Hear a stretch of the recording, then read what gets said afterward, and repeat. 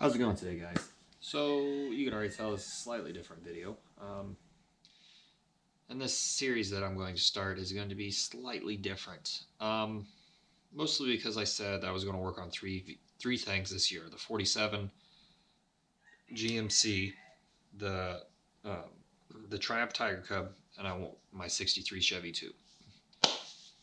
However, 2 or 3 weeks ago, I saw on Facebook that they are bringing back the Florence Grand Prix, which was last done in the mid to late 70s. I think 75 or 78. I could be wrong. 75, I think, is when it was last time.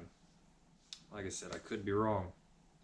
So I thought, man, this is a once-in-a-lifetime opportunity for me to do this. How am I, what, I ought to at least go.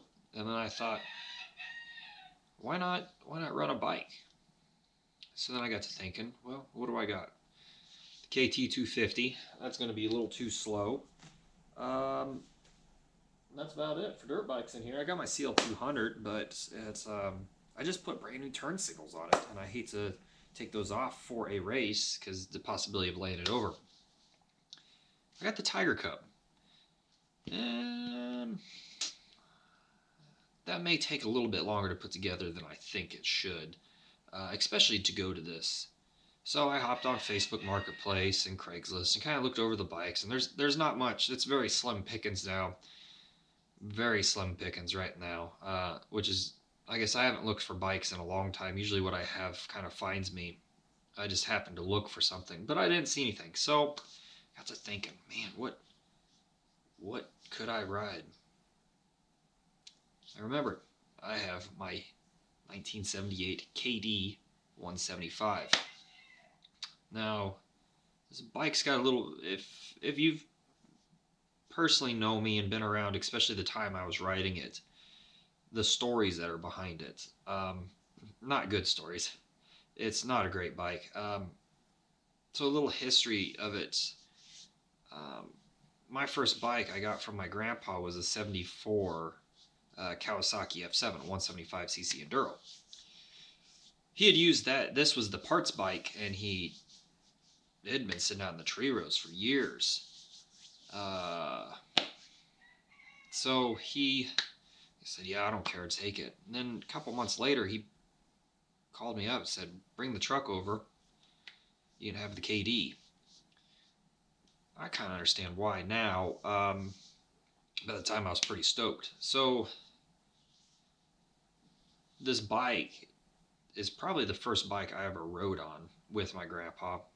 It's the bike I learned to ride motorcycles on, and it's the bike I cut my teeth on working on motorcycles.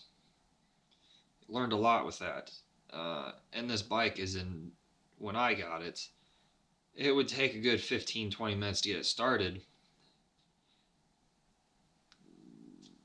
because it's very wore out. And I understand why my grandpa decided to get rid of it, because when you got a calf out, and that's what he used it for, was chasing down cattle, you don't really want to spend a bunch of time trying to get the bike started, especially a kickstart only.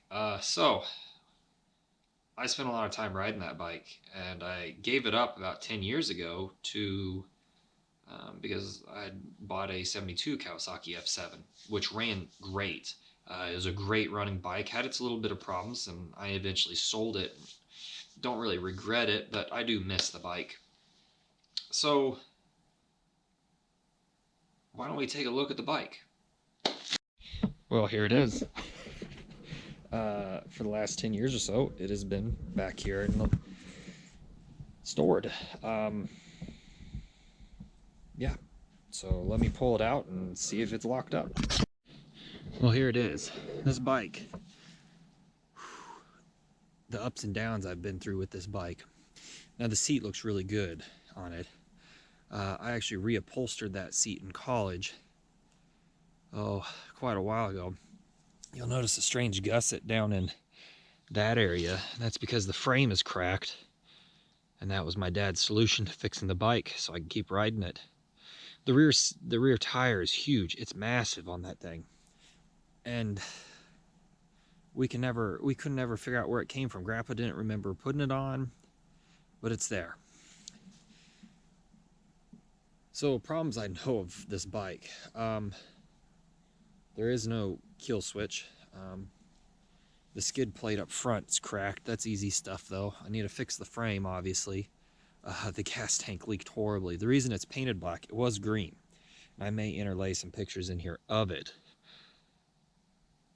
But it leaked terribly. Like, I'd be riding it and you would hear it. You'd shut the bike off and you'd hear the gas leak out onto the exhaust going pss, pss, pss. That's one of the stories that my friends laugh at of me riding this thing. Oh, let's see. Does she turn over?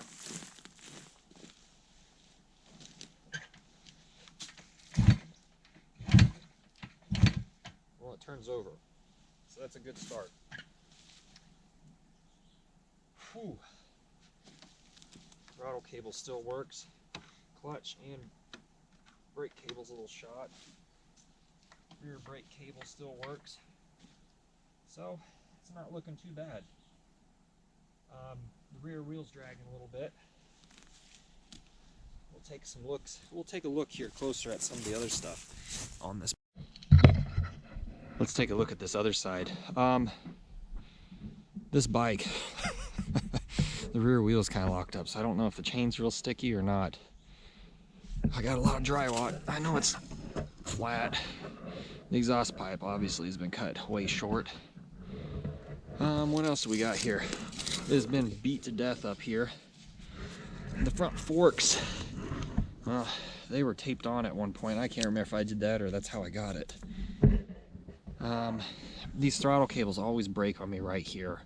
There's a little plastic piece that goes right there, and it's a two-part. It's for some reason so that way this can slip here and that one little piece will break off and that's done for. Definitely do not have the correct hardware in here. I'm missing hardware other places. It turns over though. That's a start. So probably ought to start tearing it down. I'm gonna put it up for the night. So let's talk about the race. Now that we've looked at the bike. Sorry, my wind. That bike is really quite the beast to push. The race is supposed to be about 10 miles long within and the outside of Florence, Kansas, which is a small town in not northeast Kansas, but east central Kansas. They're supposed to have two classes. One, vintage, which is supposed to be an hour-long race, and the modern, which is a 10-mile lap, 10 laps. So a 100-mile race.